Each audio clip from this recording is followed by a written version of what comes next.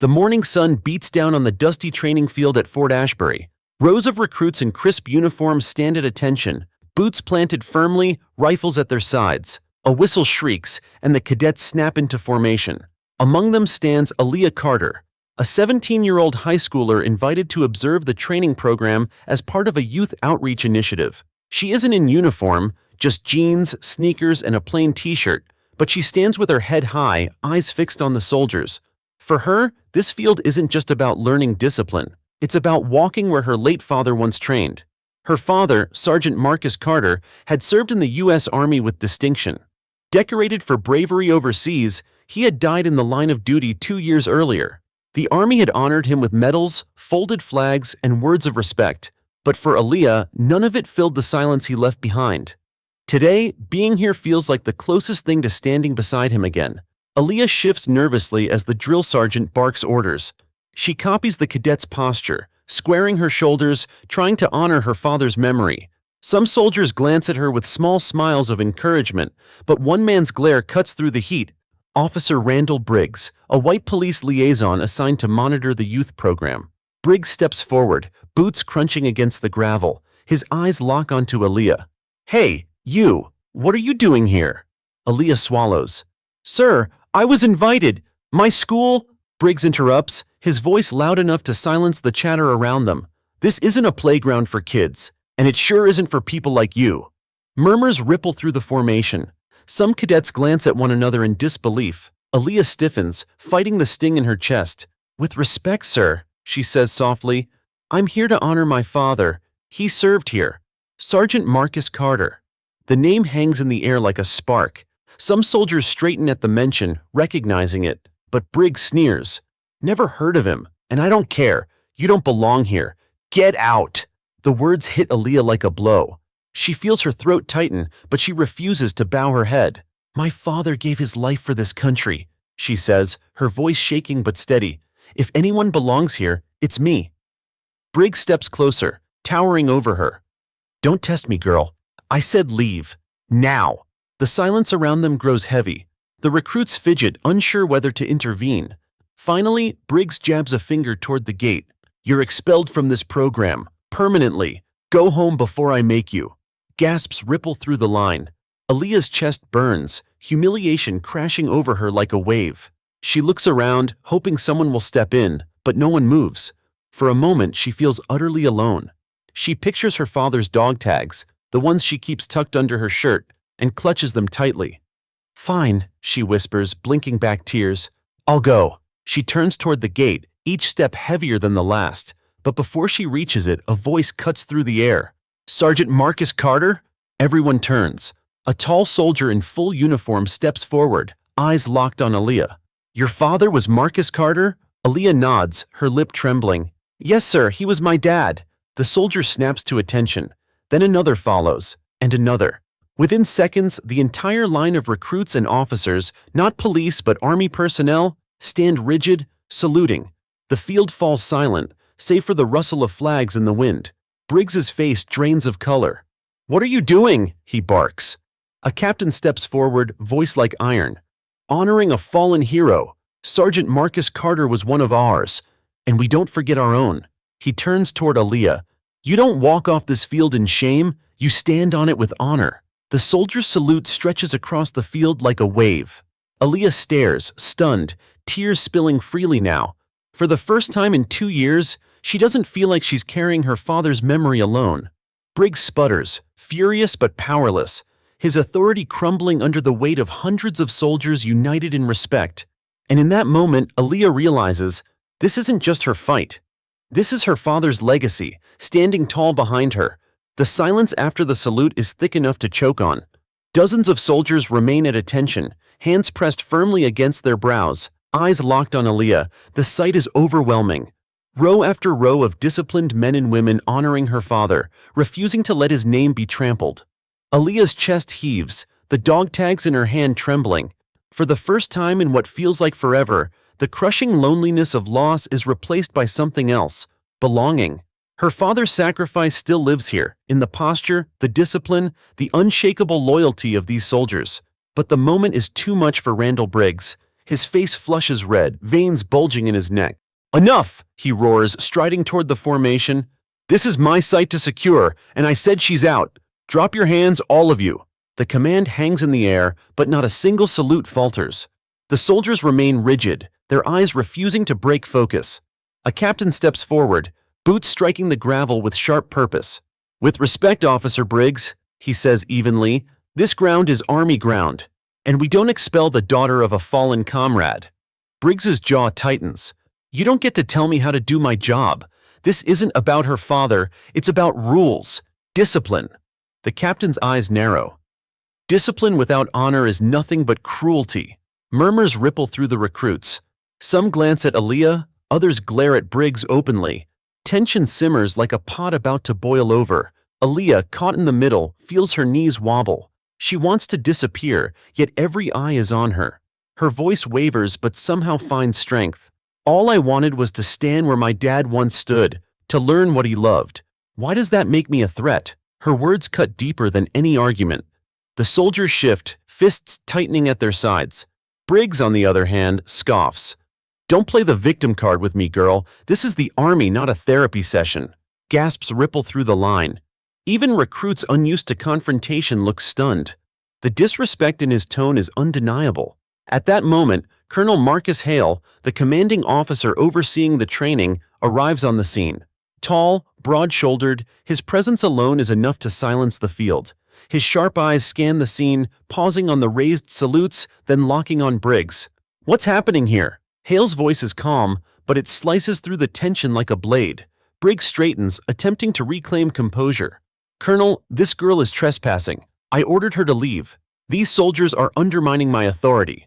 Hale regards him coldly. "Her name?" Briggs fumbles. "Williams? No. Carter. Aaliyah Carter." At the sound of the name, Hale stiffens slightly. He turns toward Aaliyah. "Sergeant Marcus Carter's daughter?" "Yes, sir," Aaliyah whispers, clutching the tags. The colonel's eyes soften for a moment, but his jaw remains firm. He pivots back to Briggs. "Then she is not a trespasser. She is family." The declaration ripples through the formation like an electric charge. Soldiers nod subtly, shoulders squared with pride. Briggs sputters. "Family? With all due respect, sir, she doesn't wear a uniform. She doesn't belong on the field." Colonel Hale steps closer, towering over him. "You forget yourself, officer. Wearing a uniform does not make one part of this family. Sacrifice does. And Sergeant Carter gave everything. His daughter's presence here honors that sacrifice. If you cannot see that, perhaps you're the one who doesn't belong." The crowd erupts, not with cheers, but with a deep, resonant murmur of agreement. Briggs's authority crumbles in real time. Humiliated, he lashes out. "So that's it? We let anyone walk in here, wave a sob story, and disrupt discipline? You're making a mistake." Colonel Hale's eyes blaze. "The only mistake here is forgetting what we stand for. Dismiss, officer. Leave the grounds, now." The order is final, unshakable. For a moment, Briggs hesitates, rage flickering in his eyes. But the united stares of hundreds of soldiers burn into him. Finally, he turns on his heel, muttering curses under his breath as he storms off the field. As the tension eases, Colonel Hale steps toward Aaliyah. His voice softens. "Miss Carter, your father was a good man. I served with him once, years ago. You are always welcome here." Aaliyah's throat tightens. "Thank you, sir." He nods to the recruits. "Back to training." The field comes alive again, boots pounding, orders shouted. Yet the energy has shifted. It is no longer just a routine drill. It feels like a pledge, a renewed commitment to the values Sergeant Carter embodied. Aaliyah wipes her eyes and stands straighter. For the first time, she feels the weight of her father's legacy not as a burden, but as a shield. And though Briggs is gone for now, she knows the fight is far from over. Men like him don't surrender, they plot. But she also knows one thing for certain: she is not alone. By the next morning, the incident at Fort Ashbury had already traveled beyond the gates. Whispers among recruits turned into murmurs in the barracks, and by the time the sun rose, the entire base was buzzing. Soldiers replayed the moment in their minds. The line of salutes, the colonel's defense, Briggs's furious retreat. But Briggs wasn't finished. In his cramped office downtown, he slammed the phone onto its cradle, pacing like a caged animal. "They humiliated me," he growled, running a hand through his thinning hair. He dialed again, this time to his superior at the precinct. She disrupted official training. Briggs spat into the receiver. I expelled her, but the army overrode me. If they won't enforce order, we need to. The girl's father or not, she doesn't belong on that field. His superior sighed. Randall, listen. This isn't about order anymore. People are already talking. You're making yourself the villain in this story. Briggs's face reddened. Villain? For doing my job? But even as he ranted, he could feel it.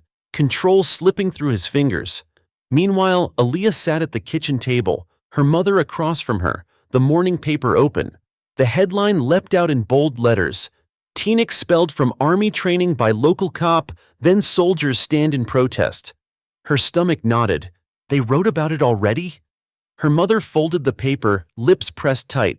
It's spreading fast. People want to know why a police officer humiliated a soldier's daughter. Aaliyah's hands trembled around her coffee cup. She hadn't asked for any of this. She only wanted to honor her father.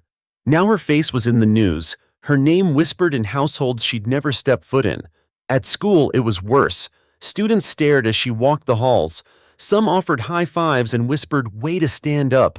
Others sneered, parroting Briggs's words, you don't belong there. By lunchtime, Aaliyah wanted to disappear. But then her ROTC instructor, Captain Cole, approached with calm eyes.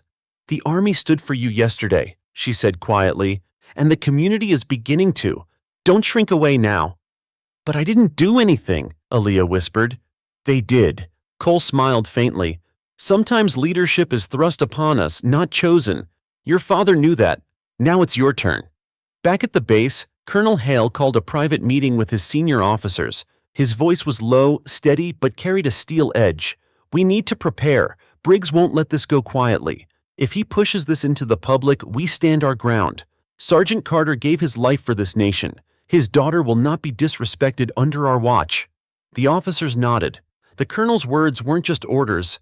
They were a vow. By the evening, social media had caught fire. A grainy cell phone video surfaced. Aaliyah clutching her father's dog tags, Briggs's finger jabbing toward the gate, then the thunderous moment when the soldiers saluted. Within hours, it had millions of views. Comments flooded in. That cop is a disgrace. Her father died a hero. She deserves respect. Salute to those soldiers, true honor. But not all were supportive. A vocal minority echoed Briggs's rhetoric. Rules are rules. She shouldn't get special treatment. The battle lines of public opinion were being drawn. Briggs seized the moment. He scheduled an interview with a local news station, appearing in his crisp uniform. She was disruptive, he declared to the camera. The military is not a daycare. If we let sympathy override discipline, we weaken our forces. I did what any responsible officer would. The clip aired that night, but instead of vindication, it sparked outrage. Viewers flooded the station with complaints. Veterans called in live, furious. One retired sergeant barked into the phone, that man wouldn't last a day under real fire. Marcus Carter saved lives out there, and his daughter deserves every right to walk that field. At home, Aaliyah sat frozen in front of the TV as the debate raged.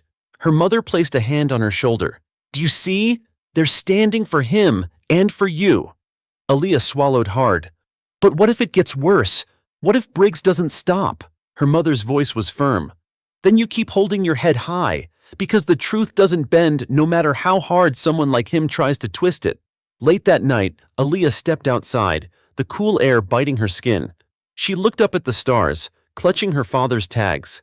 For the first time, she understood that this was no longer just about her. It was about every soldier's family, every child who carried the weight of a folded flag. Briggs wanted to erase her place, but the salute of the army, the support of strangers, and the memory of her father told her otherwise. And deep down, she knew, this fight had only just begun. By Monday morning, what had begun as a tense standoff on a dusty training field had become a national story. News anchors replayed the grainy clip over and over, a police officer jabbing his finger at a teenage girl, her small frame steady but defiant, then the sudden breathtaking salute of hundreds of soldiers. Every network had its spin. Some framed it as a clash of authority and honor. Others called it simply a disgrace. One morning, show host shook her head and said, if the daughter of a fallen soldier isn't welcome on a military field, then who is? Across the country, hashtags surged. #StandWithAliyah, hashed fairness for families, and hashed Sergeant Carter's legacy trended on Twitter. TikTok flooded with veterans recording heartfelt messages, saluting in their backyards, saying, "We salute you, Sergeant Carter. We salute your daughter, too." At the Carter household, the phone rang nonstop. Local reporters camped outside, hoping for a statement. Neighbors brought food, flowers, even small American flags. Aaliyah's mother answered the door to a Vietnam veteran who placed his wrinkled hand over his heart and whispered, "Your husband would be proud, and so are we." Inside, Aaliyah felt torn between gratitude and fear. She hadn't asked for this. She hadn't asked for her grief to be dissected on national television. But everywhere she turned, the story followed her. Briggs, however, doubled down. He appeared on a conservative talk show, face hard, voice sharp. That girl was out of line, he insisted. This wasn't about her father. This was about rules. You can't let emotions cloud discipline. If we do, we open the floodgates for chaos. The host nodded along, but the audience wasn't buying it. Online, the backlash was swift. Clips of Briggs sneering went viral, captioned, "Discipline without honor is just cruelty." Colonel Hale, watching from his office, shook his head. He called a press briefing on base. Cameras lined the training ground, soldiers standing behind him in formation. His words were firm. The United States Army honors its fallen and their families. Sergeant Marcus Carter gave his life for his country. His daughter, Aaliyah, is always welcome on our grounds. Anyone who says otherwise does not speak for us. The image of Hale, flanked by soldiers saluting in unison, spread like wildfire. The Army's stance was clear, and Briggs looked smaller than ever, but the confrontation had awakened something bigger. That evening, veterans and civilians gathered outside Fort Ashbury for a candlelight vigil.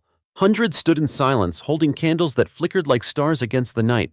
Aaliyah and her mother arrived quietly, not expecting the crowd to part and cheer for them. One man stepped forward, his dress uniform heavy with medals. "Your father was my brother in arms," he told Aaliyah. "And tonight, we stand with you." Aaliyah's throat closed, her eyes burning. She raised her candle high and the crowd followed. The chant rose into the night. Honor the fallen, respect the families. Meanwhile, Briggs stood in his office, the glow of the television painting his face in harsh light, each headline cut deeper. Cop humiliates soldier's daughter. Army shuts down officer's bigotry. He threw his remote across the room, the plastic shattering against the wall. "They're making me the villain," he muttered. "Me, for keeping order." But deep down, even he knew the truth. He'd lost the narrative. Back at home, Aaliyah sat at her desk, her father's dog tags resting on her notebook. She scrolled through messages from strangers, some thanking her, some offering prayers, others sharing their own losses. One message stood out. It was from a young boy in Texas. "My dad died overseas too. I never felt like anyone cared until I saw what happened to you. Thank you for making me feel less alone." Aaliyah pressed the phone to her chest, tears slipping down her cheeks. For the first time, she understood. This fight wasn't just hers. It was for every kid carrying the weight of a folded flag. The next morning, a new headline broke. Protests planned outside police headquarters after Briggs' incident. The story wasn't fading, it was growing. Ordinary people were taking sides. Veterans groups, civil rights organizations, and military families announced they would march in solidarity. As Aaliyah read the news, she looked at her mother with wide eyes. "Mom, this is so much bigger than me." Her mother took her hand, squeezing gently. "No, sweetheart, this isn't bigger than you. This is exactly what your father stood for, and now it's your turn to carry it." By Friday morning, the city was unrecognizable. What began as murmurs online had spilled into the streets. In front of the police headquarters, hundreds of people gathered with signs painted in bold strokes. "Honor the fallen. Respect Aaliyah. No room for racism in uniform." The air buzzed with chants. Veterans in faded jackets stood shoulder to shoulder with high school students. Parents held the hands of young children, teaching them what it meant to stand up for justice. News vans lined the block, their satellite dishes rising like iron trees. Aaliyah watched from the back seat of her mother's car as they approached the edge of the protest. Her palms were sweaty, her stomach a knot. "Mom, I don't know if I can face this," she whispered. Her mother squeezed her hand. "Sweetheart, you don't have to. But remember, you're not standing out there alone. Your father's legacy is standing with you." Across town, Randall Briggs stared out his office window, jaw tight. From his vantage point, he could see the crowd spilling into the street, a sea of signs and voices. He muttered under his breath, "Animals, they don't understand order." A knock at the door pulled him back. His superior stepped inside, face grave. "Randall, we need to talk. The mayor's office is breathing down my neck. This story is everywhere, and it's bad for the department." Briggs bristled. "So you want me to roll over? Apologize to that girl? To a kid?" His superior's voice sharpened. "To a soldier's daughter. To the daughter of a man who died wearing the uniform you pretend to respect. Randall, you've put us all in a corner. If you don't find a way to fix this, you may not have a badge much longer." For the first time, Briggs felt a flicker of panic. Outside, the protests swelled. Chants turned into songs, veterans' voices booming as they sang anthems of service. At the front of the crowd, Colonel Hale appeared in full-dress uniform, medals gleaming under the noon sun. Reporters swarmed him. "Colonel Hale, why are you here?" His answer was steady, his jaw set. "Because Sergeant Marcus Carter was my brother in arms, because his daughter deserves respect, and because no one, not even a police officer, has the right to dishonor sacrifice." The crowd erupted into cheers. Aaliyah and her mother joined quietly at the edge, trying to blend in, but it didn't last. Someone spotted her, pointed, and suddenly the chants shifted. "Aaliyah! Aaliyah! Aaliyah!" Hundreds of voices rose in unison, louder than the traffic, louder than the sirens. Tears pricked Aaliyah's eyes as people reached out to shake her hand, to thank her, to promise they stood with her. A reporter shoved a microphone toward her. "Aaliyah, do you have a message for the public?" Her voice trembled, but she forced herself to speak. "This isn't about me, it's about my dad, and every soldier who gave their life believing in something bigger. We can't say we honor them while disrespecting their families. That's all I want people to see." The simplicity of her words struck harder than any speech. The crowd roared, signs waving high. Inside headquarters, Briggs fumed as he watched the live broadcast. His hands shook as he slammed his fist onto the desk. They're turning her into a saint. Over what? A misunderstanding? But deep down, he knew it wasn't a misunderstanding. It was his arrogance, laid bare for the world. His phone buzzed. A message from a colleague. "You're trending. Not in a good way." He scrolled through Twitter, clips of him sneering, side by side with Aaliyah clutching her father's dog tags. The contrast was damning. By late afternoon, the mayor held a press conference. Flanked by veterans and civic leaders, she addressed the cameras. "What we saw this week was unacceptable. A child of sacrifice was disrespected. Let me be clear, this city will always honor its heroes and their families. Officer Briggs's actions do not reflect our values, and a full review is underway."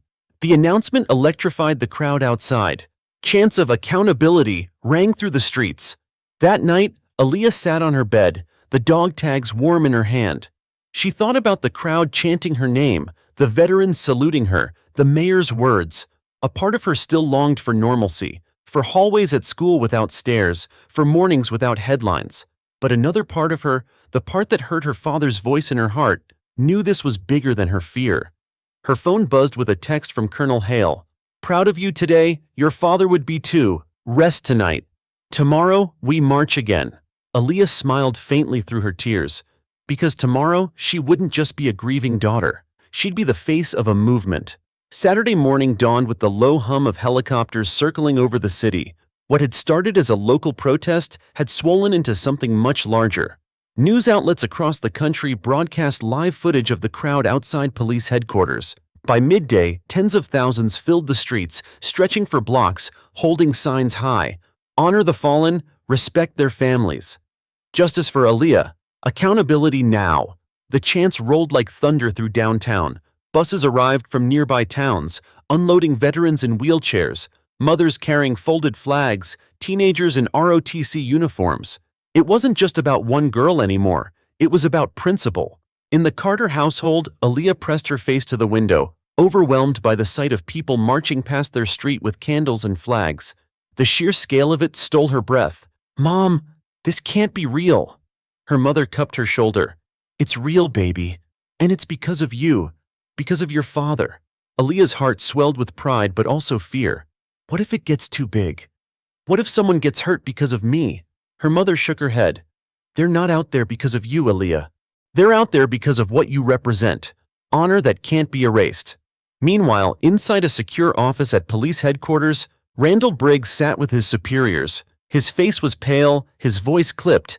"This has gotten out of hand," he snapped, "all because one girl didn't follow procedure." The chief of police slammed his hand on the table. "Enough, Randall. You've put us all in a firestorm. The mayor's office wants answers. The governor's calling for a review. And if you think this department will go down with you, think again." Briggs's throat went dry. "So you're throwing me under the bus?" "No," the chief said coldly. "You drove yourself under it." At noon, the governor held a press conference on the steps of the state capitol. Flanked by veterans in uniform, she addressed the nation. The treatment of Aaliyah Carter was unacceptable. Sergeant Marcus Carter gave his life for this country. His daughter should be embraced, not expelled. "I am ordering a full investigation into Officer Briggs's conduct, as well as broader reforms to ensure this never happens again." The crowd erupted into cheers, chants echoing down the marble steps. Reporters rushed to file headlines. "Governor demands action in Carter case." From training field to state capitol, movement grows. That evening, the protest outside headquarters turned into a rally. A stage was set up, microphones buzzing, cameras flashing. Veterans told stories of sacrifice, mothers spoke of folded flags, and students demanded accountability. When Aaliyah was invited on stage, her knees trembled, but she felt her father's dog tags cool against her skin. She stepped into the spotlight, the crowd roaring her name. Her voice cracked at first, but then steadied. "I didn't ask for this. I only wanted to honor my dad. But when someone tried to take that away, you all stood up. Not just for me, for every soldier, every family. And I promise you, I will not be silent." The crowd erupted in thunderous applause. Candles lifted high, their flames flickering against the night sky like stars. Briggs watched the speech on a television in the precinct lounge, jaw clenched, fists balled. Each cheer outside felt like a nail in his coffin. Reporters hounded him in the hallways. Veterans glared when he walked past. His authority had evaporated. He muttered under his breath, "She's just a kid. How did she get this much power?" But deep down, he knew the truth. It wasn't just Aaliyah. It was the legacy of every fallen soldier standing with her. Back at home, Aaliyah collapsed onto her bed, exhausted. Malik, her cousin, texted, "You were incredible tonight. The whole country's watching. Uncle Marcus would be proud." She smiled faintly, tears sliding down her cheeks. For the first time, the grief she carried felt lighter, shared with thousands who believed in her father's sacrifice.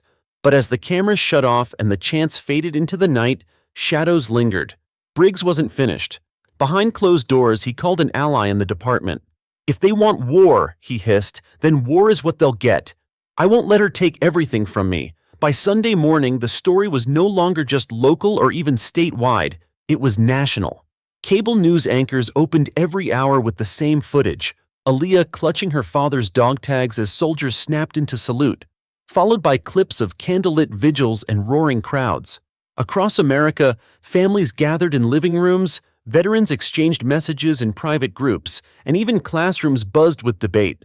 A simple question echoed everywhere. If the daughter of a fallen soldier isn't safe from disrespect, who is? In Washington, D.C., the pressure reached Congress. Senator Collins, chair of the Veterans Affairs Committee, stood before cameras outside the Capitol.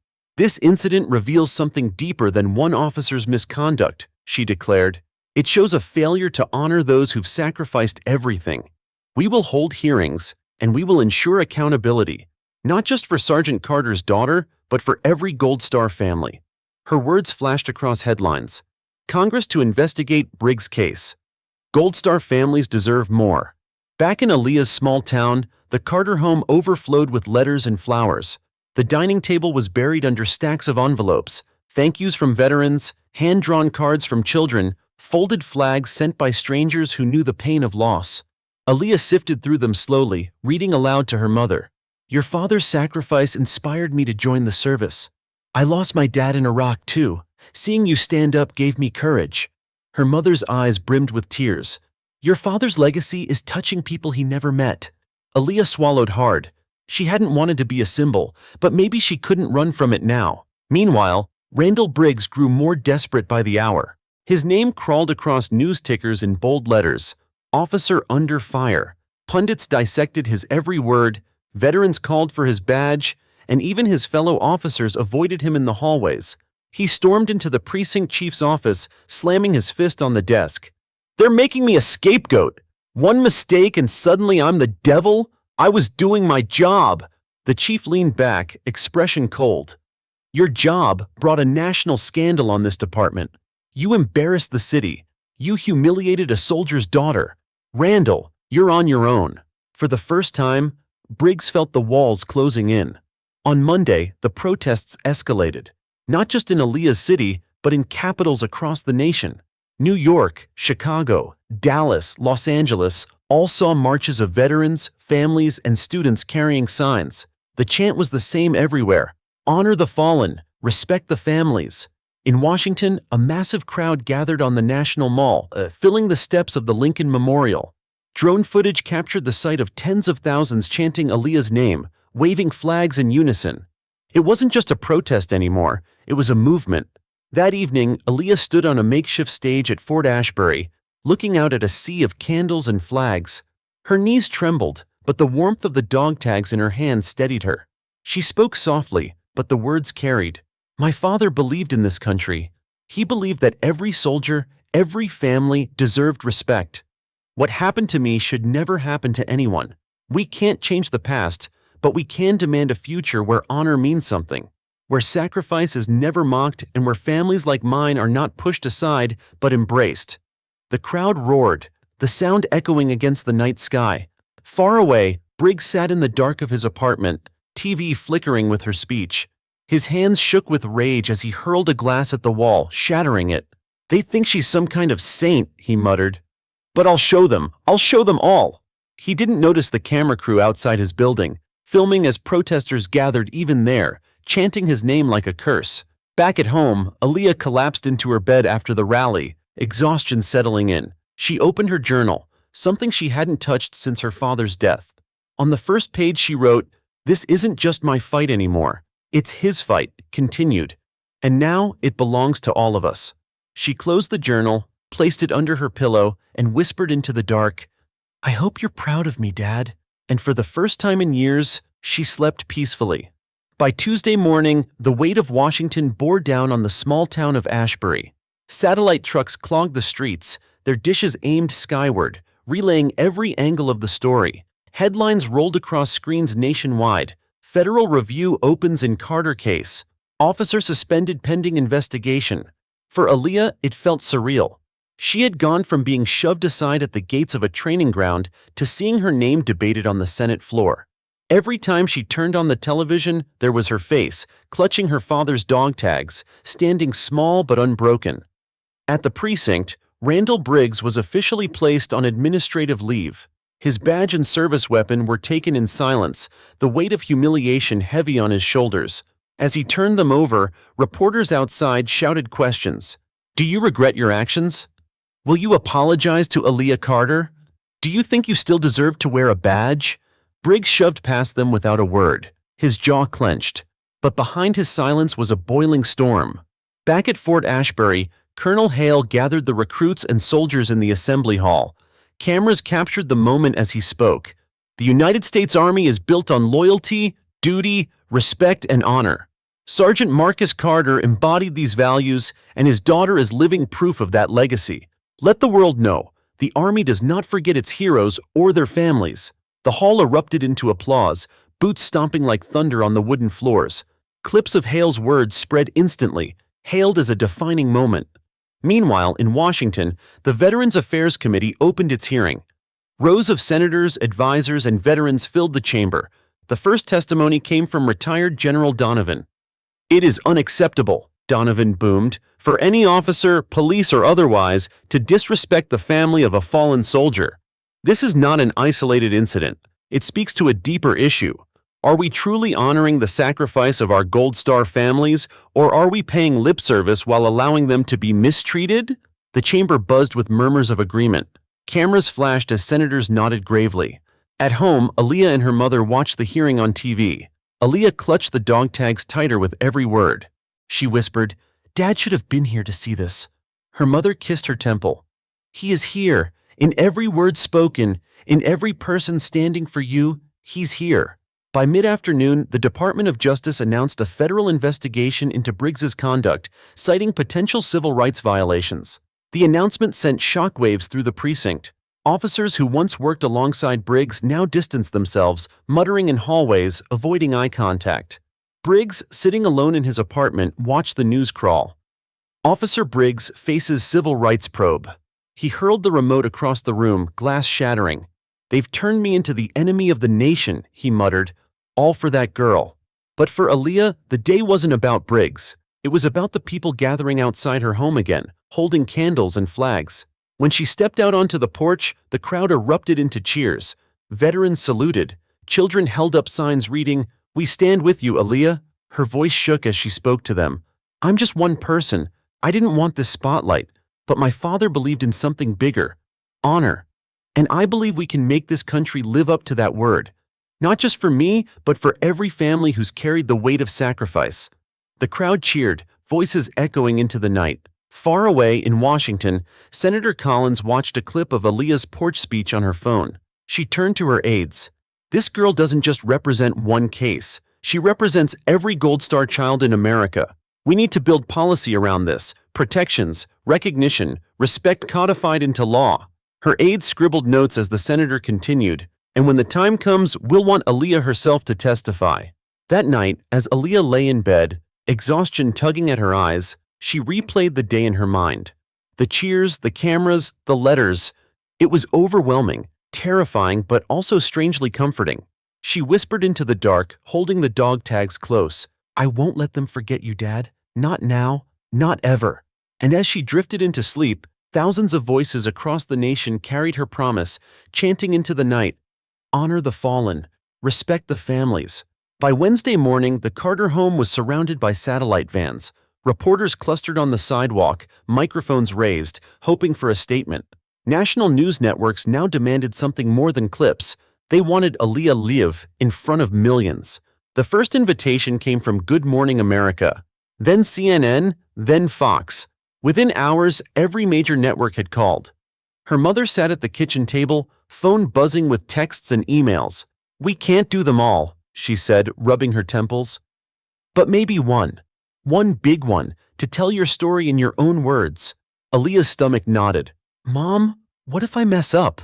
What if I say the wrong thing?" Her mother reached across the table, squeezing her hand. "Sweetheart, just speak from your heart. That's what your father always did." And people listened. That evening, the decision was made. Aaliyah would appear on Good Morning America. The producers promised respect, empathy, and a chance to tell her side without interruption. The next morning, she stood under the glaring lights of the studio, dog tags cool against her skin, her hands trembling. The host leaned forward, smile gentle. "Aaliyah, thank you for being here. You've become the center of a national conversation. How are you holding up?" Aaliyah swallowed hard, her voice barely above a whisper at first. "I didn't ask for this spotlight. I just wanted to honor my dad. But when someone tried to take that away, I couldn't stay quiet." The host nodded. "Tell us about your father." Her eyes softened. "He was brave, funny. He always told me, honor isn't in what you say, it's in what you do. He gave everything for this country, and all I wanted was to stand where he once stood, to feel close to him again." Millions watched as her voice grew steadier. "What happened that day wasn't just about me. It was about every kid who carries a folded flag, every family who's had to say goodbye. We deserve respect, not pity, not dismissal, respect." By the time the segment ended, the studio audience was on its feet. Across the nation, living rooms echoed with tears and applause. Social media exploded. "This girl is stronger than any politician I've ever seen. Aaliyah Carter speaks for all of us." #Respect Gold Star families trended worldwide, but with the new fame came new dangers. That afternoon, as Aaliyah returned home, her mother found an envelope stuffed under the door. Inside was a note scrawled in block letters. "Shut up or pay the price." Aaliyah's hands shook as she read it. Fear crawled up her spine. "Mom, what if they come after us?" Her mother's face tightened, but her voice stayed calm. "They want you scared, but you're not alone. Look outside." Aaliyah peeked through the curtains. Outside, neighbors had gathered, standing watch with candles. Veterans leaned on canes, teenagers clutched signs, parents held children on their shoulders. The sight brought tears to her eyes. "They won't let anything happen to us," her mother whispered. Meanwhile, in Washington, Senator Collins watched Aaliyah's interview on her tablet. She turned to her aide. Book her for testimony. The committee needs to hear directly from her. The aide nodded. That'll put even more pressure on the department. Collins smiled grimly. Exactly. At the precinct, Briggs fumed as the broadcast replayed on the lounge TV. His fellow officers avoided his gaze. The phone rang. It was his lawyer. They're preparing civil rights charges, the lawyer said flatly. And after that interview, jurors will already see her as America's daughter. You're finished, Randall. Briggs slammed the phone down, sweat dripping from his brow. She's just a kid, he muttered. How is she destroying me? But deep down, he knew the answer. She wasn't destroying him. His own arrogance had. That night, another vigil filled the streets outside Fort Ashbury. Aaliyah stood at the center, candles glowing around her like stars fallen to earth. Her voice carried steady and strong. They tried to silence me, but your voices made me louder. They threatened me, but your courage made me braver. My father believed in this country, and I believe in it too. Together, we can make sure it honors every sacrifice, every family. The crowd roared, chants echoing into the night. Honor the fallen, respect the families. And as Aaliyah looked out over the sea of candles, she felt something unshakable. The fear was still there, but so was the strength of thousands standing behind her. The invitation came on official letterhead, sealed with the crest of the United States Senate. Aaliyah unfolded it at the kitchen table, her mother watching with anxious eyes. You are hereby invited to testify before the Veterans Affairs Committee regarding the treatment of Gold Star families. Her breath caught.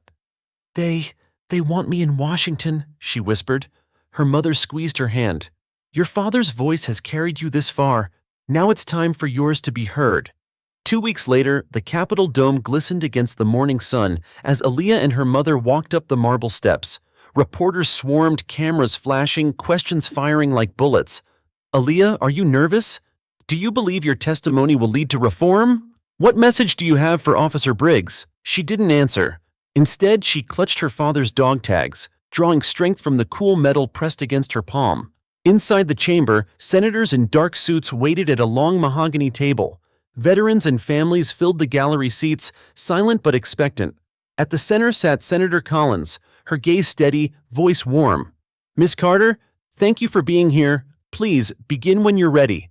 Aaliyah's voice trembled at first, but grew stronger with each word. 2 weeks ago, I went to Fort Ashbury to stand where my father once trained. He gave his life for this country. But instead of being welcomed, I was told I didn't belong. I was humiliated, shoved aside, by someone in uniform. Gasps rippled through the gallery. Aaliyah steadied herself, gripping the dog tags. But then something happened. Soldiers, men and women who understood sacrifice, stood for me. They saluted my father's name. In that moment, I realized this wasn't just about me. It was about every family who carries a folded flag. Every child who whispers goodnight to a picture on the mantel instead of a parent. Her eyes burned with unshed tears. We deserve respect. Not pity, not silence. Respect. Senator Collins leaned forward. Miss Carter, what would you ask of this committee? Aaliyah's voice rang clear. That no family should ever feel what I felt that day. That Gold Star families are protected, honored, and never again treated as if they don't belong. My father gave his life for this country. The least this country can do is honor that sacrifice. The chamber erupted in applause, breaking protocol. Even some senators wiped their eyes. Across town, Briggs watched from a dim bar, the television flickering. Her words cut deeper than any accusation. Every cheer from the chamber felt like another nail in his coffin. Patrons at the bar glanced at him, whispering. He lowered his head, drowning in shame but too proud to admit defeat. That night, news networks broadcast Aaliyah's testimony on repeat. Commentators called it the speech that moved the nation. Hashtags surged again. #Gold Star Respect and #Aaliyah Speaks Truth. Veterans groups announced they would rally for legislation protecting military families from discrimination. Civil rights leaders pledged their support. Churches and schools held vigils. For the first time, lawmakers from both parties found common ground. Senator Collins drafted a bill within days, the Gold Star Respect Act. Its provisions included mandatory training for officers, stronger protections for families, and harsh penalties for misconduct. Back home, Aaliyah sat on the porch with her mother, staring at the night sky. Fireflies danced in the humid air. Do you think it'll pass? She asked softly. Her mother smiled faintly. After what you said, they'd be fools not to. Aaliyah leaned against her, the dog tags resting between them. For the first time since her father's death, hope felt tangible. But hope wasn't universal. In the shadows, Briggs plotted his defense. His lawyer urged him to apologize, to salvage what little dignity remained. But Briggs's pride burned hotter than reason. "They want me to crawl?" he sneered. "I'd rather burn it all down than admit I was wrong." The following week, the bill reached the Senate floor. Crowds filled the Capitol steps, waving flags and chanting, "Honor the fallen, respect the families." Inside, senators debated fiercely. Opponents called it unnecessary, claiming respect cannot be legislated. Supporters countered with Aaliyah's words, replaying clips of her testimony. When the vote came, the chamber held its breath. One by one, senators cast their votes. The tally lit up on the board. Passed. Cheers erupted outside the Capitol, the sound of flags snapping in the wind, voices crying out in triumph. Aaliyah and her mother watched the news from their living room, tears streaming down their faces. The anchor's words filled the air. Today, the Gold Star Respect Act passed, ensuring families of fallen soldiers are honored and protected nationwide, and it all began with the voice of one 17-year-old girl. Aaliyah clutched her father's dog tags, whispering, "We did it, Dad. They'll never forget you now." And for the first time in years, she smiled without the shadow of grief, because his legacy had become her strength, and the nation had finally listened. The day after the Senate passed the Gold Star Respect Act, the streets of Washington, D.C. still echoed with chants. Veterans, families, and students filled the National Mall, waving flags and singing anthems. The headlines blared across every network. Congress passes historic Gold Star bill. From training field to Capitol Hill, Aaliyah Carter's fight changes the nation. At home in Ashbury, Aaliyah sat on the porch swing, dazed. The world felt surreal, spinning faster than she could process. She had started with humiliation at a gate, and now a law bore the imprint of her testimony. Her mother stepped outside, handing her a cup of tea. "You're too quiet," she said gently. Aaliyah looked up, eyes tired. "It doesn't feel real. I'm just a kid. How did all of this happen?" Her mother smiled softly. "Because sometimes it takes the honesty of a child to wake up the conscience of a nation." That afternoon, local news cameras gathered at Fort Ashbury.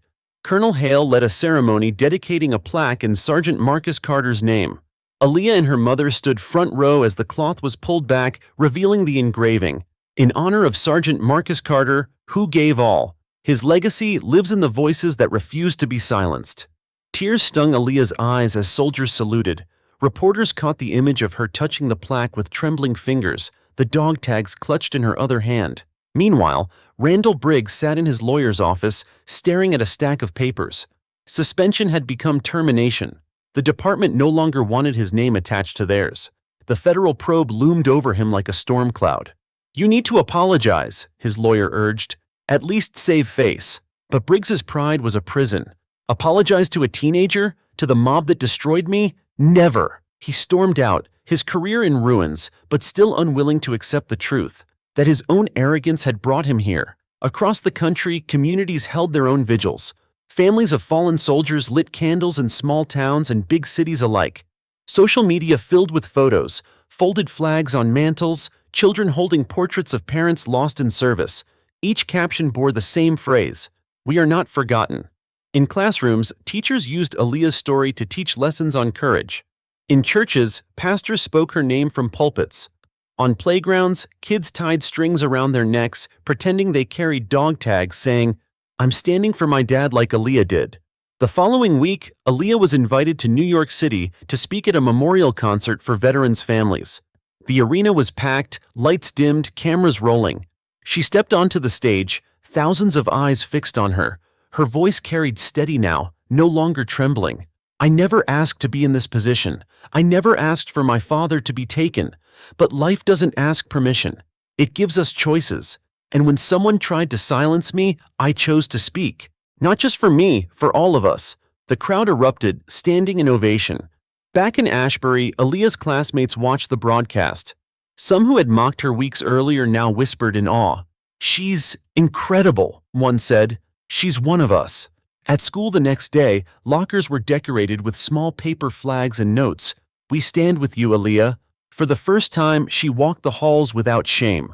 Colonel Hale visited the Carter home a few days later. Sitting at their kitchen table, his hands folded, he said quietly, "You've become more than Sergeant Carter's daughter. You've become a leader in your own right.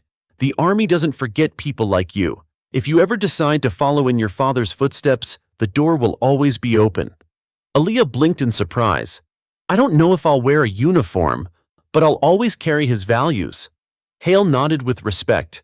"That's what matters." That night, Aaliyah sat by her window, journal open. She wrote slowly, deliberately, "I am no longer just Marcus Carter's daughter. I am his voice. I am his echo, and I will keep speaking until every family like mine feels honored." She closed the journal, holding her father's dog tags to her chest. Outside, fireflies blinked in the summer night, like tiny candles of remembrance, and for the first time since that awful day at the gate, she didn't feel small. She felt like part of something vast, something eternal, her father's legacy, carried forward in her voice. By the following week, Aaliyah's story had leapt across the ocean. International news outlets picked it up, showing the moment when soldiers at Fort Ashbury snapped into salute for Sergeant Marcus Carter's daughter. The image of a young girl clutching dog tags while rows of uniforms stood in respect struck a chord far beyond America's borders. In London, a British paper ran the headline, "Teen Stand for Father Reverberates Worldwide." In Paris, a talk show host said, "This is not just an American story, it is a human one." Even in Seoul, news anchors replayed her Senate testimony with subtitles, highlighting her words, "We deserve respect." At home, the Carter family mailbox overflowed not just with letters from across the country, but from around the globe. Aaliyah sat on the living room floor, surrounded by envelopes. She picked one at random, reading aloud to her mother. "Dear Aaliyah, I live in Canada. My grandfather served in World War II. Watching you speak gave me pride and reminded me to honor his sacrifice. Thank you." Her mother smiled, wiping her eyes. "See, your father's legacy isn't just touching Americans. It's reminding the world what sacrifice means." Aaliyah held the letter to her chest. For the first time, she realized her voice wasn't just echoing in her town or even her country, it was echoing everywhere. Meanwhile, Randall Briggs sat in the shadows of his crumbling reputation. International coverage made his humiliation complete. News anchors overseas didn't mince words, calling his actions a stain on uniformed service. His phone barely rang anymore, except for reporters seeking comments he refused to give. Everywhere he went, people recognized him, muttering under their breath, shaking their heads. He couldn't escape what he had become, the face of dishonor. At Fort Ashbury, the Army decided to organize a multinational memorial event. Soldiers from allied nations were invited to stand together, honoring fallen comrades across borders. And at the heart of the event, they asked one person to speak, Aaliyah Carter. When the invitation arrived, Aaliyah's hands shook as she read it aloud. "They want me to stand in front of the world, Mom. Not just America, the world." Her mother's voice was steady but proud. "Then you will, because your father's sacrifice wasn't just for one country. It was for a principle, and principles have no borders." The event took place on a bright afternoon under the fluttering flags of dozens of nations. Soldiers from Britain, Canada, France, and more stood in formation, their uniforms a tapestry of unity. Thousands filled the bleachers, while millions tuned in online. Aaliyah stepped onto the podium, her father's dog tags glinting in the sun. Her voice carried steady, reaching across the sea of faces. "My father was one man, one soldier, but his sacrifice, like so many others, rippled far beyond his own life. It reached me, his daughter, and now it has reached all of you. The salute I received at Fort Ashbury was not just for me. It was for every family who has carried the weight of loss, no matter where they live." The audience leaned forward, silent. "We are different nations, but we share the same truth. Sacrifice deserves respect. Families deserve honor. And no one, anywhere, should ever be told they don't belong because of who they are." For a moment, the field was still. Then, as if choreographed by fate, soldiers from every country raised their hands in salute. A wave of respect swept across the stage, across the world. The image went viral instantly. Screens lit up with soldiers saluting in unison, captions reading, "Honor has no borders." Parents showed the clip to children, Teachers played it in classrooms, and veterans wept quietly in living rooms. Back in Ashbury, Aaliyah sat at her desk that night, overwhelmed by messages flooding in. She opened one from Germany. "Your father's story reminded me of mine. Thank you for reminding the world that service unites us." She whispered into the quiet, "Dad, can you see this? Your name is everywhere. Your sacrifice is alive." Meanwhile, Briggs watched the footage alone in his apartment. The glow of saluting soldiers lit his face in cold light. He muttered, "She's become untouchable. She's bigger than me, bigger than all of us." And for the first time, he felt the weight of defeat settle heavy on his chest. Back at Fort Ashbury, Colonel Hale approached Aaliyah after the event, his voice steady but warm. "Today you reminded the world what we fight for. You've carried your father's legacy further than any of us could have imagined." Aaliyah looked up, tears glistening in her eyes. "I didn't do it alone. They all stood with me." Hale nodded. "That's the point. You lit the flame. Now the world is keeping it alive." That night, as Aaliyah fell asleep clutching her father's dog tags, she dreamed not of loss, but of unity. Soldiers of every nation standing together, hands raised in honor, not just for Sergeant Marcus Carter, but for every hero whose story deserved to be remembered. The morning after the multinational memorial, newspapers around the world plastered Aaliyah's face on their front pages. Beneath headlines like "Honor Has No Borders," the photo of her standing beneath fluttering flags while soldiers from across nations saluted became iconic.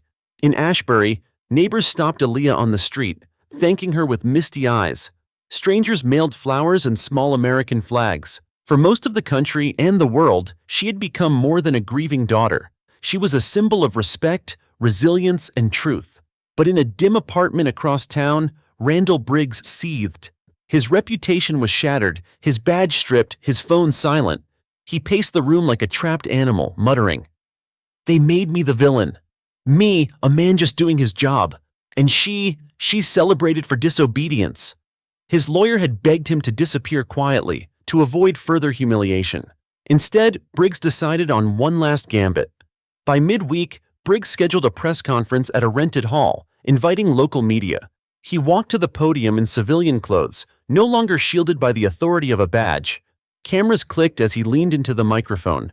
"They've painted me as a monster," he began, voice dripping with bitterness. "But let me be clear, I was enforcing rules. That's what keeps order. Without rules, we have chaos, and chaos is what this so-called movement has unleashed." He paused, glaring at the crowd of reporters. "This girl, Aaliyah Carter, has turned her father's sacrifice into a circus. She has disrespected the uniform by dragging politics into it. And now the world treats her as a saint. But what has she really done? Nothing but sow division." Gasps rippled through the room. Even the reporters, trained to remain neutral, exchanged stunned glances. Within hours, clips of the speech hit the airwaves. But instead of rallying sympathy, Briggs's words detonated like dynamite in his hands. Veterans groups issued scathing statements. "To attack a Gold Star child is the lowest disgrace imaginable," one retired general said on CNN. Briggs has dishonored every service member with those words. Social media erupted with fury. The hashtag #ShameOnBriggs trended globally. Videos of veterans burning effigies of his name circulated. Civil rights leaders called his press conference a public confession of cruelty. Even some of his former colleagues turned on him. One officer tweeted, "He was never about rules, he was about ego, and now the world sees it." Back at the Carter home, Aaliyah watched the clip in silence. Her hands trembled, but not from fear. This time from anger. How can he still say those things, after everything? Her mother placed a hand on her shoulder. "Because he's already lost, and when people like him lose, all they have left is bitterness. Don't let it touch you." Colonel Hale called later that night, his voice steady. "Miss Carter, the Army stands firmly with you. Briggs's words dishonor him, not you. Tomorrow we'll issue a joint statement with veteran organizations across the nation." His voice is finished. Aaliyah nodded, tears welling. "Thank you, sir." The next day, thousands marched in cities across America. Veterans carried framed photos of fallen comrades. Families carried folded flags. Teens wore makeshift dog tags around their necks chanting, "Honor the fallen, respect the families." In Washington, Senator Collins held a press briefing. Randall Briggs's disgraceful comments prove why reform was necessary, but his downfall is not the story here. The story is the courage of Aaliyah Carter, who turned pain into progress.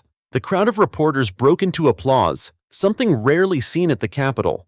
Briggs watched helplessly as his words backfired. His landlord taped an eviction notice to his door. His lawyer dropped his case.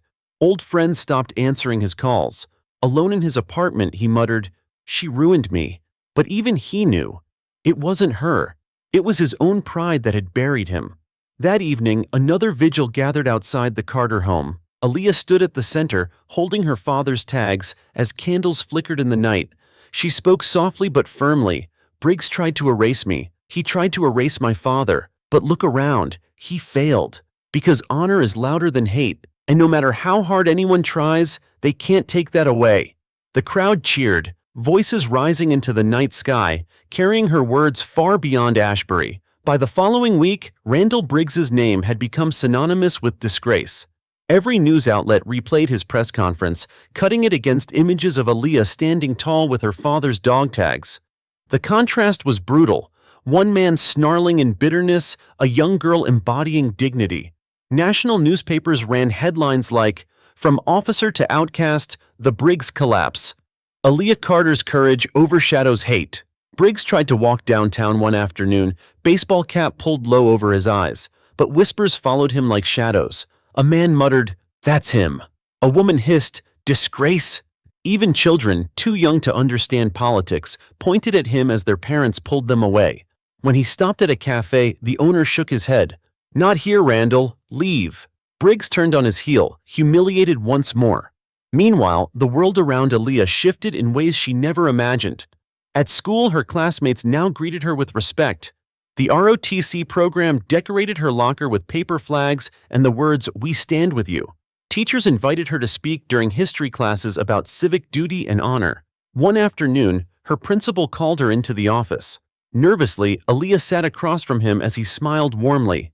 "You may not realize it, but you've inspired not just students here, but kids across the country. We've had letters from schools in other states asking if you'd visit, talk about what happened, talk about resilience." Aaliyah blinked in disbelief. "Me? I'm just my dad's daughter." The principal shook his head. "No, Aaliyah, you're more than that. You've become a symbol."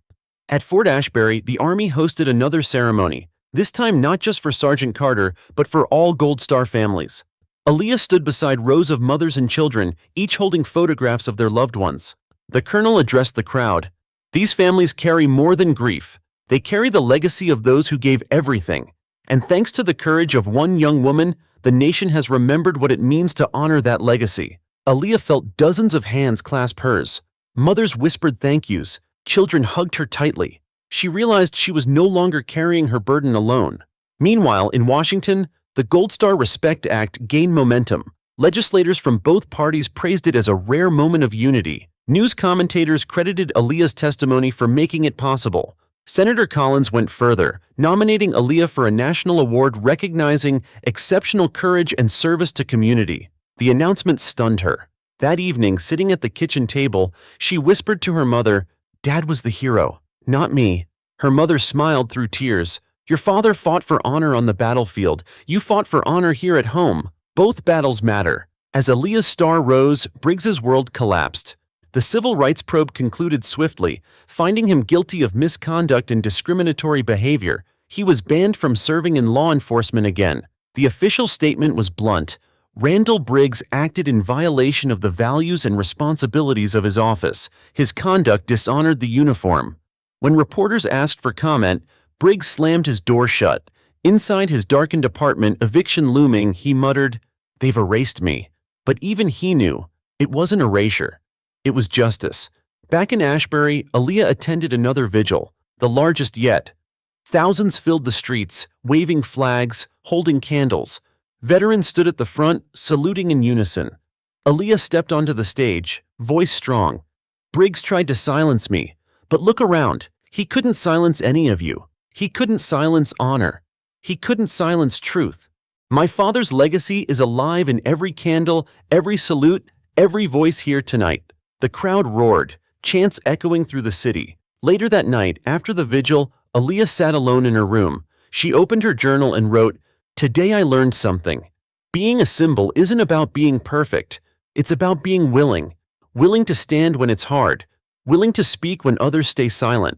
Dad, I never thought I could be brave like you. But maybe bravery is just love that refuses to quit. She closed the journal, placed the dog tags on her nightstand, and smiled faintly through her tears. Because she finally believed it. Her father would have been proud. The letter arrived in a sleek navy blue envelope stamped with the presidential seal. Aaliyah sat at the kitchen table as her mother slid it across to her. "Open it," her mom urged, eyes shining with both nerves and pride. Her fingers trembled as she broke the seal. The words inside blurred at first, then came into focus. "You are hereby invited to the White House to receive the Medal of Civic Courage for your contributions to honoring the families of fallen soldiers and advancing the cause of respect and justice." Aaliyah's breath caught. "The White House?" she whispered. Her mother reached across the table, clasping her hand. "Baby, you're going to Washington again, but this time not to testify. This time to be honored." The following week, Aaliyah and her mother flew to D.C., greeted at the airport by a motorcade. Cameras flashed as they stepped into a black SUV. Crowds gathered outside, waving flags and signs reading, "We stand with Aaliyah." Inside the car, Aaliyah stared out the window at the monuments sweeping past. The Lincoln Memorial, the Washington Monument, the Capitol Dome she had spoken beneath just weeks earlier. Each landmark carried a weight of history. Now, somehow, her story was part of that history. The East Room of the White House gleamed with chandeliers and golden drapes. Rows of dignitaries, military leaders, veterans, and families filled the seats. At the front stood the podium draped with the presidential seal. When Aaliyah's name was announced, she stepped forward, her father's dog tags hanging proudly around her neck. The President of the United States himself pinned the Medal of Civic Courage on her dress. "Aaliyah Carter," he said firmly, "you reminded us all of what honor means. You showed us that respect is not optional, it is essential. Today we honor you, and through you, we honor every family who has given everything." The room erupted in applause. Cameras clicked furiously, capturing the image of Aaliyah standing tall, metal gleaming on her chest, dog tags close to her heart. When handed the microphone, her voice wavered but steadied quickly. "I never thought I'd stand here. I never thought my voice mattered. But 2 weeks ago, when I was told I didn't belong, I realized silence would only make it worse. My father gave his life for this country. The least I could do was stand up and remind it to keep its promises." She paused, looking around the room. "This medal isn't just mine. It belongs to every Gold Star child, every widow, every parent who's carried a folded flag. We don't want pity, we don't want politics, we want respect. And today, I believe we've taken one step closer to that." The applause was deafening, echoing off the marble walls. Some in the audience wiped tears. Soldiers saluted again, a gesture that now seemed inseparable from Aaliyah's name. The next morning, newspapers worldwide featured her photo. Headlines declared, "Teen awarded National Medal for Courage." Aaliyah Carter redefines patriotism. Back in Ashbury, her classmates watched the broadcast in the auditorium. For once, there were no whispers of mockery, only awe. Teachers paused lessons to talk about what Aaliyah's story meant. One student raised his hand. "She proved one person really can make a difference, didn't she?" The teacher smiled.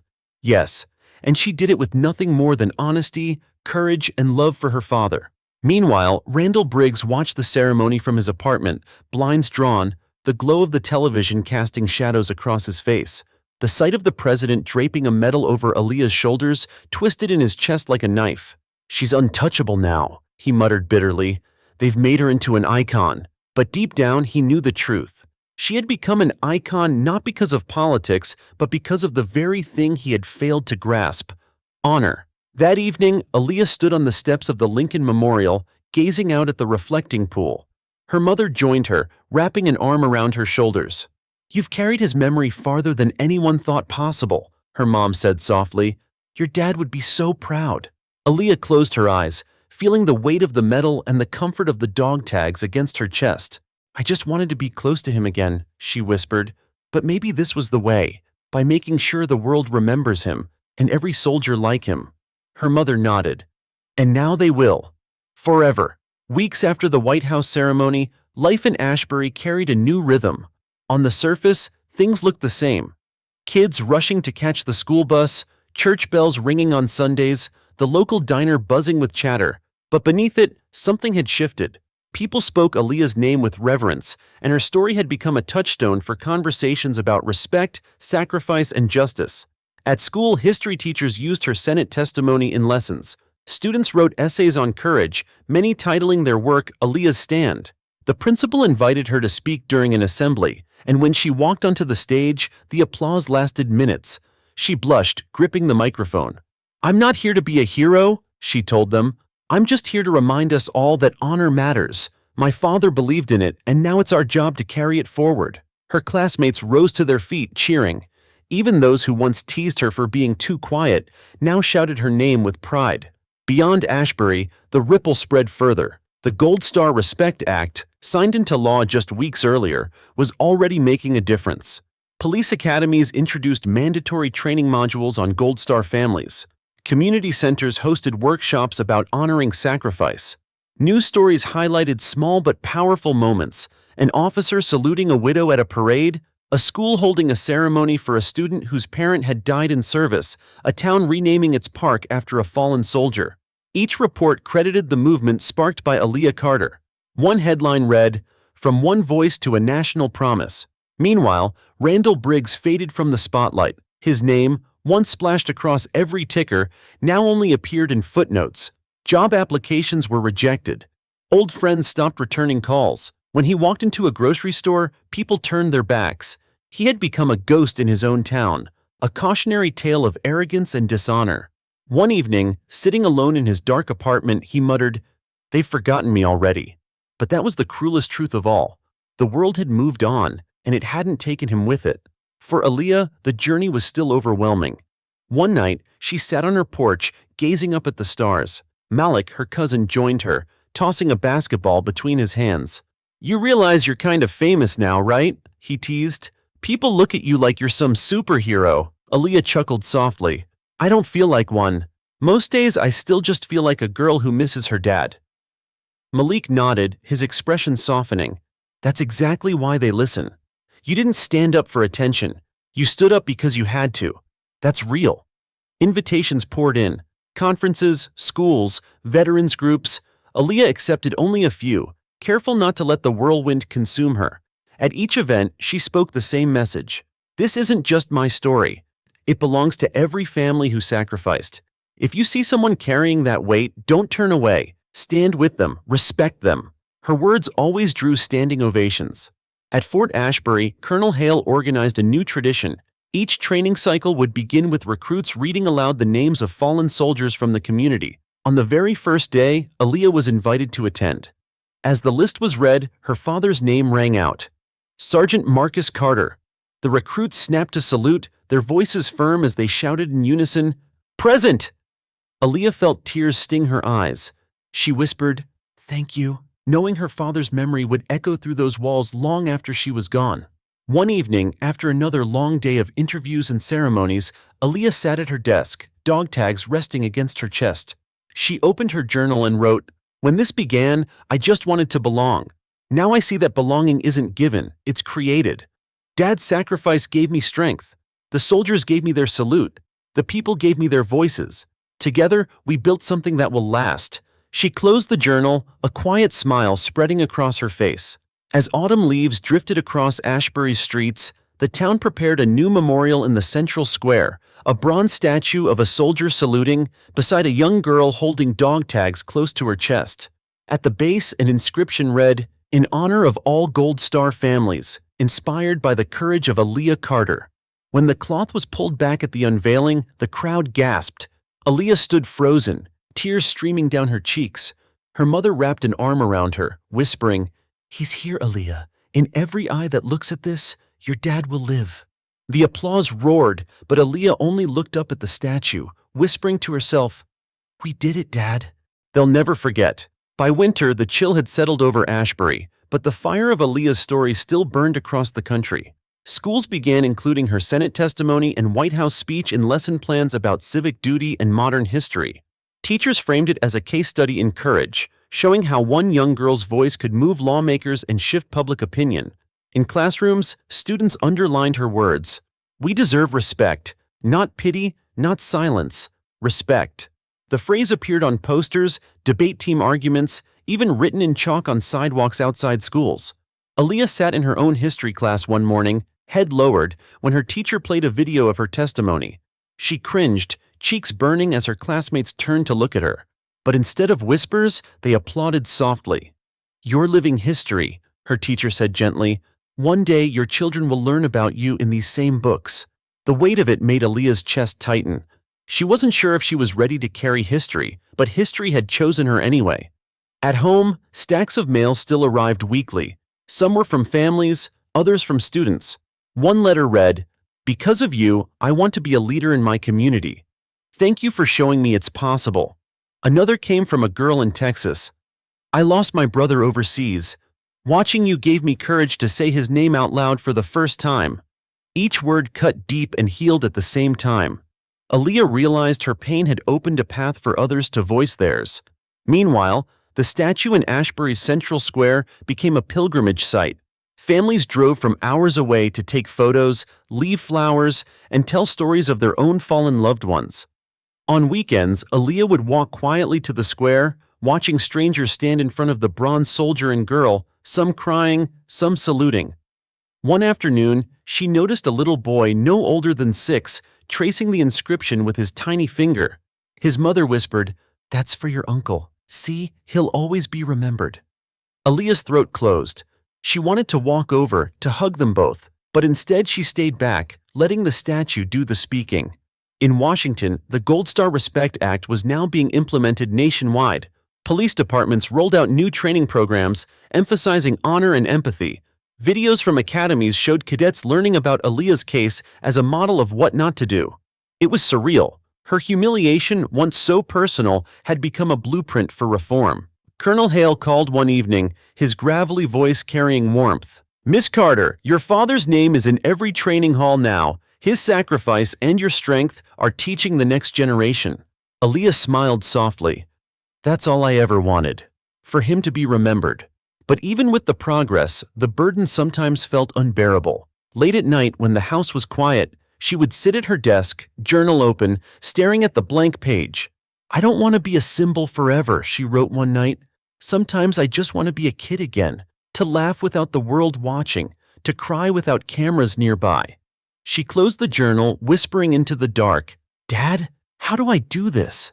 The silence gave no answer, but the weight of his dog tags in her hand reminded her she wasn't alone. In the spring, a new surprise arrived. Her principal handed her a textbook draft being prepared for high schools nationwide. Chapter 15, Modern Voices of Courage. There, alongside figures like Malala Yousafzai and Greta Thunberg, was her name, Aaliyah Carter, standing for Gold Star families. Her photo, the one of her clutching her father's dog tags in the Senate chamber, stared back at her from the glossy page. She flipped it open in shock. "Why me?" she whispered. Her principal's voice was gentle. "Because you reminded the nation of something it forgot, and because your story will remind generations to come." That night, Aaliyah sat on her porch with Malik. He nudged her shoulder. "So you're in the history books now. That's crazy." She laughed softly, shaking her head. "I never wanted that. I just wanted to stand where Dad once stood." Malik grinned. "And now, you're standing where millions can see you, and they'll never forget." She gazed up at the stars, the Medal of Civic Courage heavy around her neck, the dog tags cool against her skin. "Then I'll keep standing," she whispered. "For Dad, for every family, for tomorrow." Spring melted into summer, and while the world still buzzed with Aaliyah's name, she began to wonder how to turn all the noise into something lasting. One evening at the dinner table, she looked across at her mother. "Mom, I don't want this to fade into just another headline. I want to make sure other kids like me feel less alone." Her mother nodded gently. "Then build something that lasts. Your father built trust in every soldier beside him. You can build something for the children left behind." That night, Aaliyah pulled out her notebook and began sketching ideas. She wrote across the top, "The Carter Foundation for Gold Star Kids." Within weeks, the idea blossomed. With the help of veterans groups and Colonel Hale, Aaliyah launched a nonprofit dedicated to supporting children of fallen soldiers. The mission was simple: mentorship, scholarships, and safe spaces for kids who carried the silent weight of loss. The first event took place in the Ashbury Community Center. Rows of folding chairs filled quickly, children clutching photos of their parents, mothers dabbing their eyes, volunteers in uniform offering handshakes and hugs. When Aaliyah stepped onto the stage, microphone trembling in her hand, she saw dozens of eyes staring back, eyes that reflected her own pain. "I started this foundation because I know what it feels like to lose someone and feel forgotten," she said softly. "But you are not forgotten. Your parents' sacrifice lives in you, and together, we'll make sure the world remembers." Applause shook the walls. For the first time, Aaliyah didn't just feel like a symbol, she felt like a leader. News of the Carter Foundation spread quickly. Donations poured in from across the country. Celebrities tweeted support. One senator pledged government funding for scholarships. At the second event in Chicago, hundreds showed up. Aaliyah met a boy her age named Jordan, whose father had died in Iraq. He handed her a crumpled photo of himself as a toddler sitting on his dad's lap. "I didn't think anyone understood," he whispered. Aaliyah placed a hand on his shoulder. "I do, and now you'll never be alone again." The moment cemented her belief. This was her path forward. Meanwhile, Randall Briggs watched from afar as the foundation's success was broadcast on national news. Sitting in a dingy motel room after being evicted, he clenched his fists. "She's building an empire out of my ruin," he spat. But his bitterness only deepened his isolation. The world had already moved past him. At Fort Ashbury, Colonel Hale gathered new recruits and spoke of Aaliyah's foundation. "You will hear her name," he told them firmly, "not because she wore a uniform, but because she taught us what it means to honor one. That is leadership." The recruits nodded, inspired. Some signed up immediately to volunteer at the foundation. As the summer progressed, Aaliyah traveled city to city, speaking to kids, cutting ribbons at events, handing out scholarships in her father's name. Each time she held the dog tags close, whispering, "This is for you, Dad." But with every trip, exhaustion grew. One night in a hotel room after a long day, she admitted to her mother, "Sometimes I don't feel strong enough. Sometimes I want to hide." Her mother stroked her hair gently. "Strength isn't about never breaking, Aaliyah. It's about choosing to keep going even when you're tired, and you're not doing this alone anymore." In August, the foundation held its largest event yet, a summer camp for Gold Star kids. Hundreds attended, filling the woods with laughter and stories. Around the campfire, children shared memories of parents they had lost. Some cried, others smiled through tears. When it was her turn, Aaliyah held up her father's dog tags.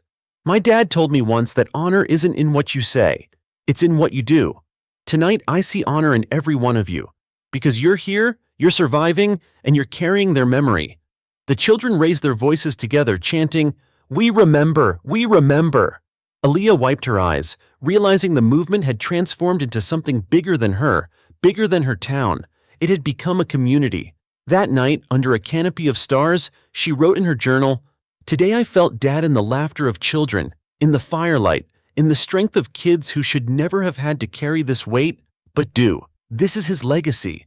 And now it's mine too." She closed the book, heart steady, knowing the future wasn't just about surviving grief, it was about building something lasting from it. By autumn, the Carter Foundation had grown into more than just a nonprofit. It had become a national movement. Its logo, a simple pair of dog tags over a star, seen on t-shirts, posters, and banners across the country. Schools hosted Gold Star Days in honor of fallen families. Town councils passed local resolutions echoing the Gold Star Respect Act. And at the center of it all was Aaliyah, still only 17, still just a high school senior, but now invited to speak where seasoned leaders struggled to be heard. Her biggest invitation came in October, the chance to address Congress again, not as a witness this time, but as a keynote speaker at the opening of the Veterans Policy Summit. The letter emphasized her role as a unifying voice in a divided time. When she read it aloud at home, she stared at her mother in disbelief. "They want me to stand where the president stands." Her mother smiled softly. "You've already stood taller than most presidents ever will." On the day of the summit, the Capitol was buzzing. Senators and representatives packed the chamber, along with generals in uniform, veterans groups, and dozens of Gold Star families. Aaliyah walked to the podium, her Medal of Civic Courage pinned on her dress, her father's dog tags shining against her chest. The room quieted as she began. "When I first spoke here, I was just a scared girl who had been told she didn't belong. But what I learned is that belonging isn't granted by authority, it's claimed by truth. My father's sacrifice wasn't his alone. It was shared by every family who's ever waited for a soldier who didn't come home. And when one of us is disrespected, all of us are. She paused, letting the words sink in.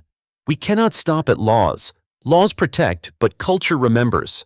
And we must build a culture where sacrifice is sacred, where every child of a fallen soldier knows they are not alone.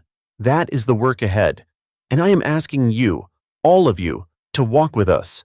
The chamber erupted in applause. Senators stood, generals saluted, families wept. That night, Aaliyah's speech was replayed on every network. Commentators said, it cut through the noise of politics with the clarity of truth. Clips of her words spread across TikTok, with teenagers lip-syncing to her lines. Belonging isn't granted by authority, it's claimed by truth. Even critics admitted her authenticity was undeniable.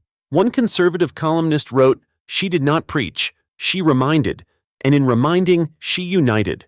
Back in Ashbury, her classmates watched the broadcast in the school auditorium. When she returned the next day, banners hung in the hall. Our voice in Washington. Teachers clapped as she passed, and for once, she didn't shrink away from the attention. Still, she confided in Malik at lunch. I'm scared people are seeing me as something I'm not. I'm not perfect, Malik.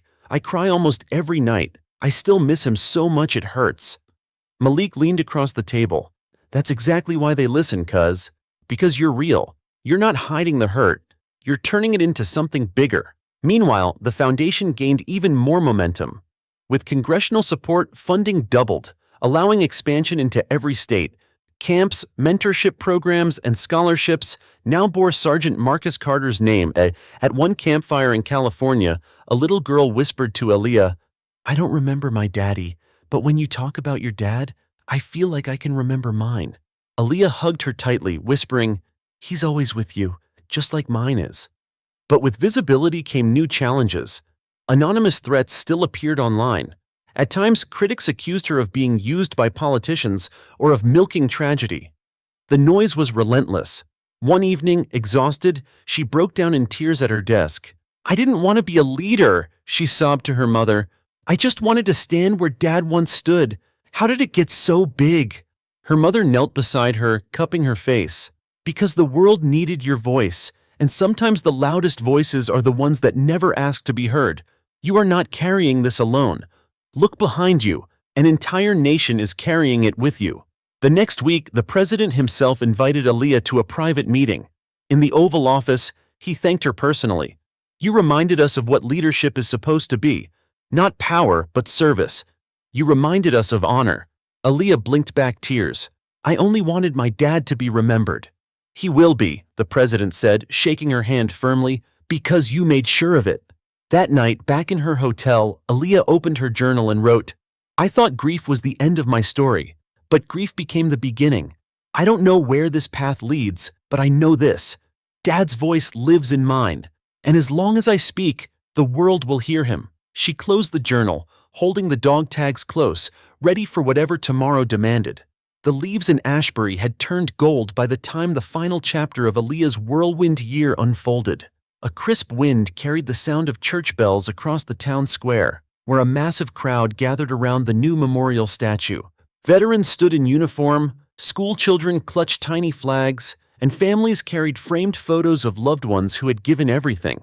At the center, beneath a white cloth, stood the newest addition to the town's history, a statue of Sergeant Marcus Carter, saluting, with a young girl at his side holding dog tags close to her chest.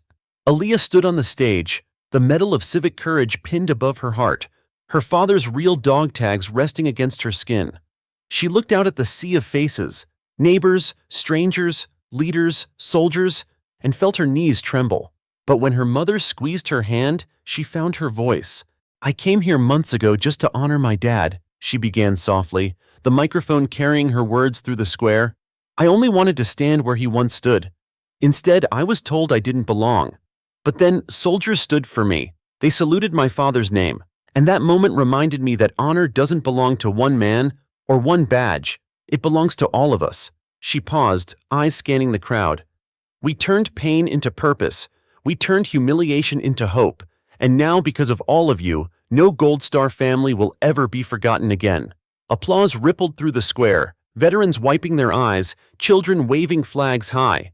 Colonel Hale stepped forward next, his voice steady. Sergeant Carter was one of ours. His daughter showed us that his legacy still guides us. Today we dedicate this statue not only to him, but to every family who carries the cost of freedom. With a nod, the cloth was pulled back. The bronze soldier and girl gleamed in the autumn sun. A collective gasp swept the crowd, followed by silence as everyone absorbed the moment. Then, as if rehearsed, hundreds of soldiers in attendance snapped into salute. The crowd followed, hands over hearts. For several long seconds, the square held its breath in sacred stillness. From the edge of the crowd, Malik cheered loudly, breaking the silence. The square erupted. Cheers, clapping, chants. Honor the fallen, respect the families. The statue seemed to glow under the weight of so much love. Aaliyah blinked back tears. For the first time, she didn't feel like a girl grasping for her father's shadow. She felt like part of his light. That night, back at home, she sat at her desk, opening her journal one last time. She wrote carefully, "Dad, I thought your death was the end of everything, but it was the beginning of something bigger. They tried to erase me, but I found your voice inside mine. They tried to silence us, but the world listened. And now your legacy is carved in stone, not just in Ashbury, but in the hearts of people everywhere."